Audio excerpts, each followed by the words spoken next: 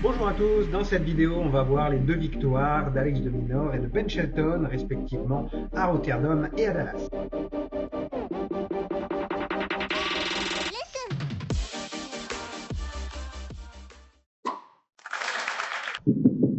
On démarre à Rotterdam, un tournoi en salle où tu n'as presque jamais de match tranquille. La balle va vite, le service compte énormément et si tu lâches un jeu d'attention, tu peux te retrouver à courir derrière le score pendant une heure. Et cette année, c'est Alex de Minaur qui a enfin bouclé l'histoire. Après 2 finales perdues de suite, il réussit la 3e tentative. Et ça se termine avec un vrai titre de patron. Victoire en finale 6-3, 6-2 contre Félix, qui était numéro 6 mondial au moment du tournoi et qui arrivait avec une dynamique énorme puisqu'il venait de gagner à Montpellier. De Minaur, lui, était numéro 8 en début de la semaine. Au premier tour, ça démarre sérieux avec Arthur Fils. D'entrée, il tombe un peu sur un match piège. Fils, c'est le genre de joueur qui peut se taire et faire vraiment très mal en indoor. Ça frappe tôt, ça joue sans complexe, et si tu rentres dans une bataille de puissance, tu t'exposes. Le premier set le prouve, c'est accroché, ça ne donne rien, et ça finit au tie-break. De Minaur le gagne, 7-6, et là tu sens que le match peut basculer. Dans le deuxième manche, il s'applique, il fait jouer un coup de plus, il rallonge les échanges quand il le faut, et surtout il empêche Fils d'enchaîner 2 ou 3 frappes gratuites. Résultat, 6-2 net. Ce n'est pas encore le match le plus spectaculaire de la semaine, mais c'est un message clair. Il est venu pour aller au bout. Le deuxième tour est assez anecdotique contre Stan Wawrinka, 6-4, 6-2, il n'y a pas vraiment grand chose à dire.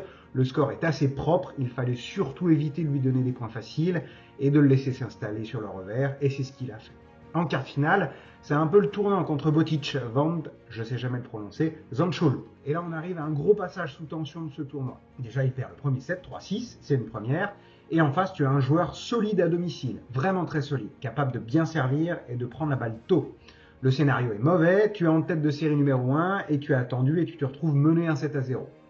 Ce qui est enrichissant, c'est que De Minaur ne s'énerve pas. Il accepte le bras de fer, il s'accroche et il va chercher le deuxième set au tie-break 7-6.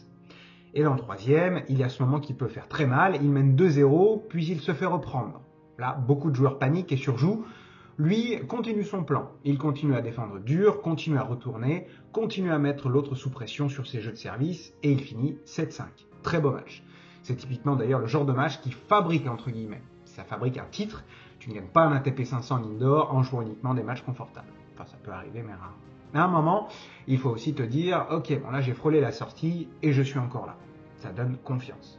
Sur la demi-finale, contre mon Hugo Humbert, malheureusement 6-4, 6-3. En demi, c'est un gaucher, certes très dangereux, mais Hugo ne fait pas le poids. La stat est assez surprenante et parlante. De Minaur sauve 10 balles de break sur 10.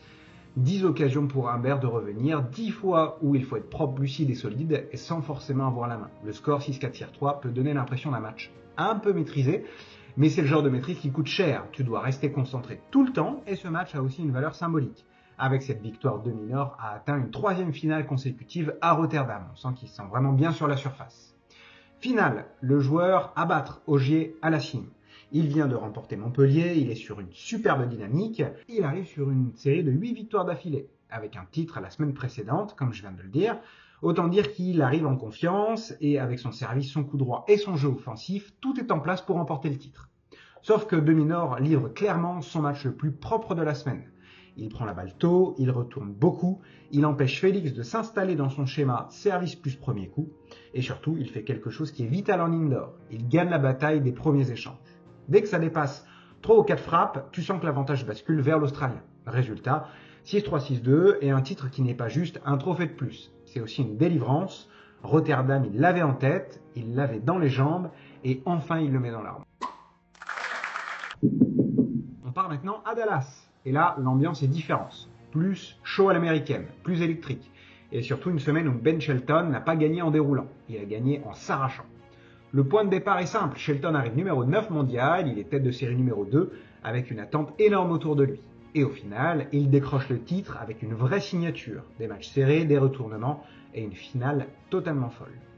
Le premier tour est assez anecdotique contre Gabriel Diallo, même si le score 6-4, 6-4 est assez tendu, le match est assez typique, beaucoup d'échanges, le match est assez relevé, mais Ben Shelton avance tranquillement en 8e. En 8e, il affronte Adrian Manarino, notre Français favori qui adore jouer en cette période sur les US.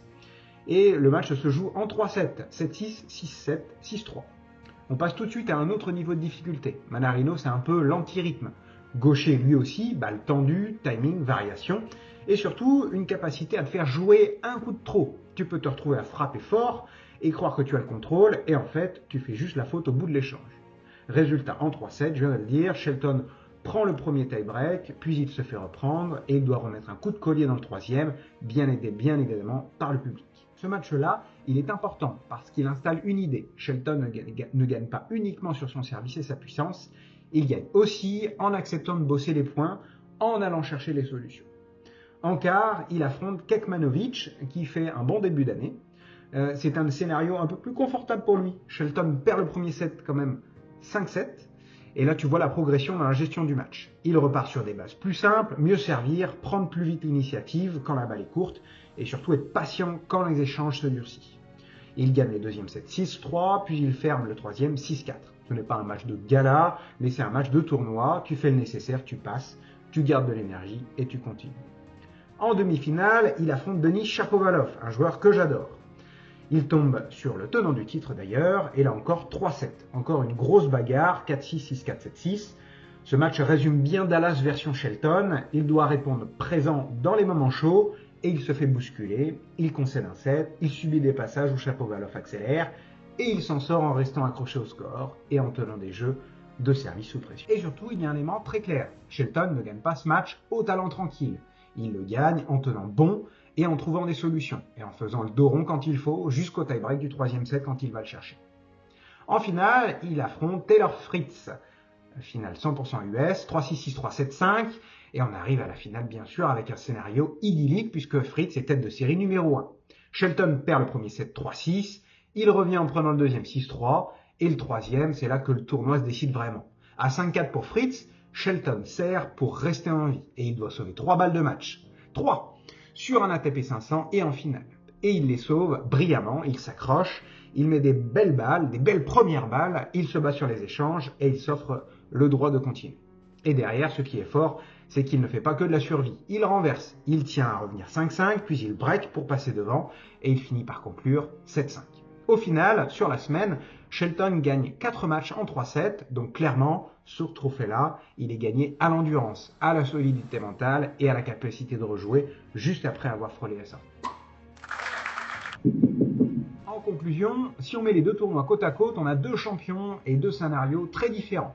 Pour De-Minaur, Rotterdam ressemble plus à une victoire et à une histoire de persévérance. Il avait déjà atteint la finale 2 fois, il revient encore et il se fait vraiment peur en quart de finale contre Van de Zandschulp. Il passe en demi sous une pluie de balles de break et il termine par une finale très maîtrisée contre Auger Aliassime. Au palmarès, ça fait son 11e titre ATP en carrière et au classement, l'impact est immédiat, il remonte à la 6e place mondiale. Il revient donc au contact direct du top 5 et surtout il confirme qu'il est devenu un habitué des grosses semaines. De son côté, pour Ben Shelton, Dallas c'est un titre combat. Beaucoup de 3-7, des scénarios compliqués et une finale où il sauve 3 balles de match avant de retourner complètement le match.